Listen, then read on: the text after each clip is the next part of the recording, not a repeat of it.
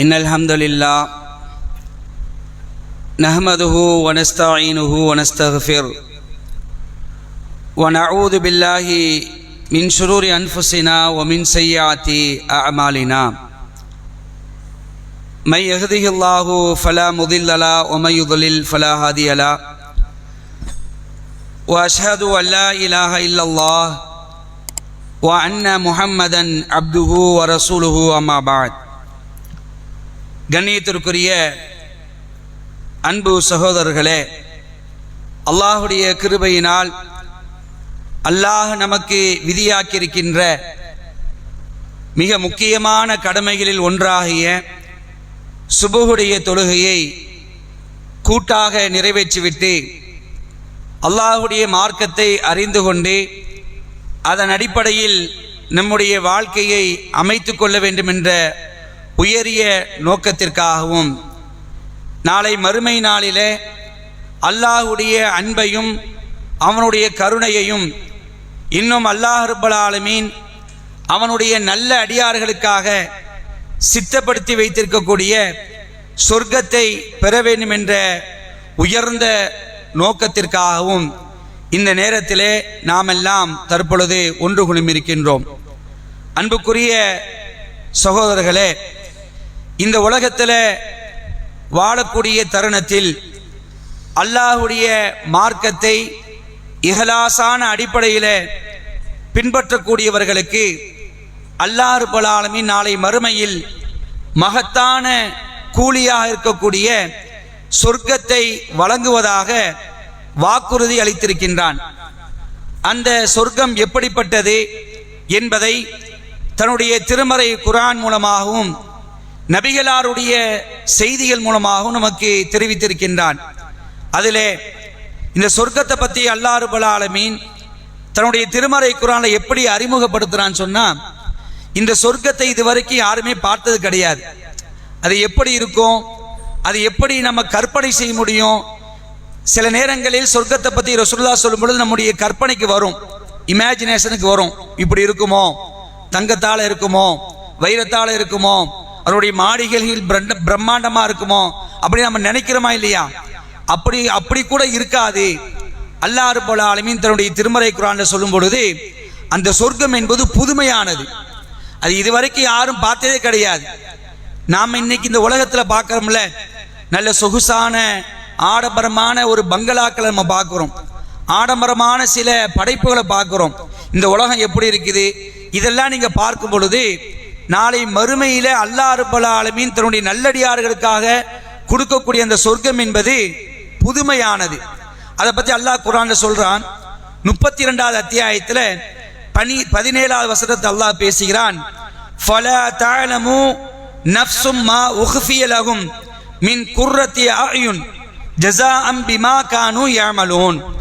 அவர்கள் செய்து கொண்டிருந்த நல்ல செயல்களுக்காக உலகத்தில் வாழும் பொழுது யாரெல்லாம் நல்ல காரியங்கள் செய்தார்களோ, அல்லாஹ்வுக்காக அல்லாஹ்வுக்கு பயந்து இந்த உலகத்தினுடைய வாழ்க்கையில தீமைகளிலிருந்து விடுபட்டு நன்மையான காரியங்கள் யார் வாழும்போது செய்தார்களோ அவர்களுக்காக நாம் எப்படிப்பட்ட கூலியை தயார் செய்து வைத்திருக்கிறோம் என்றால் அல்லாஹ் பேசுகிறான்.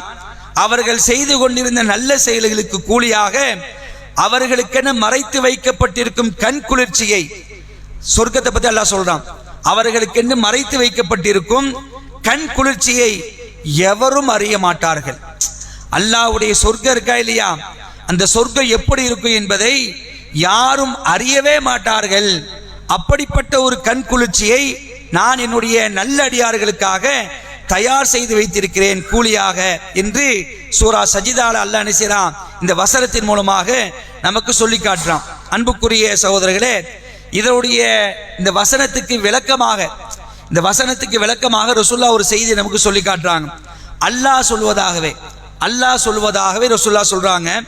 காலல்லாஹு உதத்து லி இபாதிய சாலிஹின் மாலா ஐன ரஅத் வலா உதுன சமிஅத் வலா ஹதர அலா கல்பி பஷர். ரசூலுல்லாஹ் சொல்லி காட்டுறாங்க, அல்லாஹ் கூறினான்.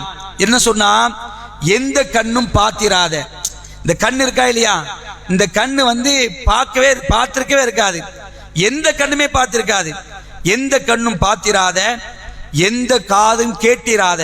ரசூலுல்லாஹ் சொல்றாங்க, எந்த காதும் கேட்டிராத, எந்த மனிதனின் உள்ளத்திலும் கற்பனையிலும் உதித்திராத, எந்த மனிதனுடைய உள்ளத்திலும் கற்பனையிலும் உதித்திராத இன்பங்களை என்னுடைய நல்லடியார்களுக்காக நான் சொர்க்கத்தில் தயார்படுத்தி வைத்திருக்கிறேன்.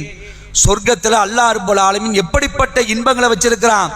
எந்த கண்ணும் பார்த்திராத, எந்த காதும் கேட்டிராத, எந்த மனிதனுடைய உள்ளமும் இதுவரைக்கும் கற்பனையில கூட உதித்திராத அப்படிப்பட்ட மகத்தான இன்பங்களை சொர்க்கத்தில் நான் என்னுடைய நல்லடியார்களுக்காக தயார்படுத்தி வைத்திருக்கிறேன் என்று அல்லாஹ் கூறினான் என்று அல்லாஹ்வுடைய தூதர் ஸல்லல்லாஹு சொல்லிட்டு இந்த வசனத்தை ஓதி காட்டுறாங்க. இந்த வசனம் மேல அல்லாஹ் சொன்னானா இல்லையா? அதாவது கால ஃபலா தஅலமு நஃப்ஸும் மா உஃபிய லஹும் மின் குர்ரத்தி அயூன், அதாவது அவர்களுக்கென்று நாம் மறைத்து வைக்கப்பட்டிருக்கக்கூடிய கண்குளிர்ச்சியை எவரும் அறியவே மாட்டார்கள் என்ற அந்த வசனத்தை நீங்கள் ஓதிக்கொள்ளுங்கள் என்று ரசூலுல்லாஹ் நினைச்சாங்க. இந்த செய்தியை சொல்லிட்டு இந்த வசனத்தை சொல்லி காட்டுறாங்க. இந்த செய்தி புகாரில பதிவு செய்யப்பட்டிருக்கு. அபூ ஹுரைரா ரலியல்லாஹு அன்ஹு நினைச்சாங்க அறிவிக்கக்கூடிய ஒரு செய்தியை பார்க்கிறோம். அன்புக்குரியவர்களே, இப்படிப்பட்ட இந்த மகத்தான கூலியா இருக்கக்கூடிய சொர்க்கத்துல ஒரே ஒரு முழம் இடம் கிடைப்பது எவ்வளவு பாக்கியம் தெரியுமா? இந்த உலகத்துல சில இடங்கள் வாங்குவதற்கு எவ்வளவு கஷ்டப்படுறோம். இந்த உலகத்தில் நாம் வாழ்வதற்கு நமக்கென்று ஒரு இடத்தை வாங்குவதற்கு எவ்வளவு முயற்சி பண்றோம், எவ்வளவு பொருளாதாரத்தை செலவழிக்கிறோம். அல்லாஹ்வுடைய தூதர் ஸல்லல்லாஹு சொல்லி காட்டுறாங்க, நாளை மறுமை நாள்ல ஒரே ஒரு முழம் சொர்க்கத்துல உங்களுக்கு இடம் கிடைச்சிட்டா போதும். எதுக்கு தெரியுமா சமம்? இந்த உலகத்தை விட சிறந்ததா இருக்குங்கிறாங்க ரசூலுல்லாஹ். சொர்க்கத்துல ஒரே ஒரு முழம், ஒரு வில்லுக்கு சமமான அல்லது ஒரு முழம் இடம் கிடைப்பது என்பது சூரியன் எதன் மீது உதித்து மறைகிறதோ அந்த உலகத்தை விட சிறந்ததாகும் என்று ரசூலுல்லாஹ் சொல்றாங்க. எந்த அளவுக்கு பாருங்களேன், இந்த உலகத்தையே விட சிறந்தது. உலகம் முழுவதுமே ஒருத்தருக்கு சொந்தமா இருக்குது. இந்த காயல்பட்டு இருக்கக்கூடிய சொத்துக்கள் எல்லாம் ஒருத்தருக்கு சொந்தமா இருக்கு. எவ்வளவு பெரிய ஆளா இருப்பாரு. இந்த காயல்பட்டத்துல இருக்கக்கூடிய எல்லா சொத்துக்களும் ஒருவருக்கு சொந்தமா இருக்குது. காயல்பட்டத்தை விடுங்க, தூத்துக்குடி மாவட்டமே இவனுக்கு சொந்தமா இருக்குது. சென்னை, அதாவது தமிழ்நாடே இவனுக்கு சொந்தமா இருக்குது. இந்தியா முழுக்க இருக்கக்கூடிய எல்லா இடமும் ஒருத்தனுக்கு சொந்தமா இருக்குது. உலகம் முழுவதும் இருக்கக்கூடிய ஒருத்தனுக்கு இடம் எல்லாம் ஒருத்தனுக்கு சொந்தமா இருந்துச்சுன்னா எவ்வளவு பெரிய பாக்கியசாலி, எவ்வளவு பெருசா நம்ம பார்ப்போம். சாதாரண ஒரு சின்ன பணக்காரரா இருந்தாலே நம்ம அப்படி கண்ணை விரிச்சு பார்க்கிறோம், அதை நம்ம பெருசா பார்க்கிறோம். அல்லாஹ்வுடைய தூதர் ஸல்லல்லாஹு சொல்லி காட்டுறாங்க, அதாவது சொர்க்கத்துல ஒரே ஒரு முழம் இடம் வாங்குவது, ஒரு முழம் இடம் கிடைப்பது உங்களுக்கு இந்த உலகத்தை விட சிறந்ததா இருக்குன்னு சொன்னா, அப்ப அதனுடைய கண்குளிர்ச்சி பார்க்கிறீங்களா எவ்வளவு பிரம்மாண்டமா இருக்கும். இப்படிப்பட்ட ஒரு கூலிகளைத்தான் அல்லாஹ் ரப்பல் ஆலமீன் தன்னுடைய நல்லடியார்களுக்காக நினைச்சான் தயார் செய்து வைத்திருக்கிறான். இதுதான் நோக்கமா இருக்கும் நமக்கு. இதுதான் என்னது? இதுதான் நோக்கமா இருக்கணும். இந்த உலகத்துல பல முயற்சிகள் செய்யறோம், அந்த முயற்சிகள் சில நேரத்தில் தோல்விகள் அடையலாம். அல்லாஹ் குர்ஆன்ல சொல்லி காட்டுறான், ஒவ்வொருவருக்கும் முன்னோக்கும் இலக்கு இருக்கிறது. ஒலி குல்லி உஜிகத்தின் முவல்லிகா, ஒவ்வொருக்கும் முன்னோக்கும் இலக்கு ஒரு இருக்கிறது. ஃபஸ்தபிகுல் கைராத், நீங்கள் நன்மைக்கு முந்திக் கொள்ளுங்கள். நீங்க இந்த உலகத்தில் வாழும் பொழுது நல்ல காரியங்கள் செய்தீர்கள் என்று சொன்னால் அந்த இலக்கை நீங்கள் அடைவீர்கள். அன்புக்குரிய சகோதரர்களே, நம்முடைய லட்சியம், நம்முடைய இலக்கு நாளை மறுமையிலே நரகத்துக்கு போய்விடாமல் சொர்க்கத்தில் அல்லாஹ் நம்மை பிரவேசிக்க செய்ய வேண்டும். எடுப்பிலேயே அவனுடைய கருணை பார்வை கொண்டு, அவனுடைய ரஹமத்தை கொண்டு அவன் நம்மளை மன்னித்து அல்லாஹ் சொர்க்கத்தில் நம்மை பிரவேசிக்க செய்ய வேண்டும் என்பதுதான் ஒவ்வொரு மூமினான ஆண்கள் பெண்கள் அனைவர்களுடைய இலக்காக இருக்க வேண்டும், லட்சியமா இருக்கணும். இந்த உலகத்தில் லட்சியத்தை நோக்கி பயணிப்போம். திடீர்னு மௌத்தாயிட்டா முடிஞ்சது, அவ்வளவுதான்.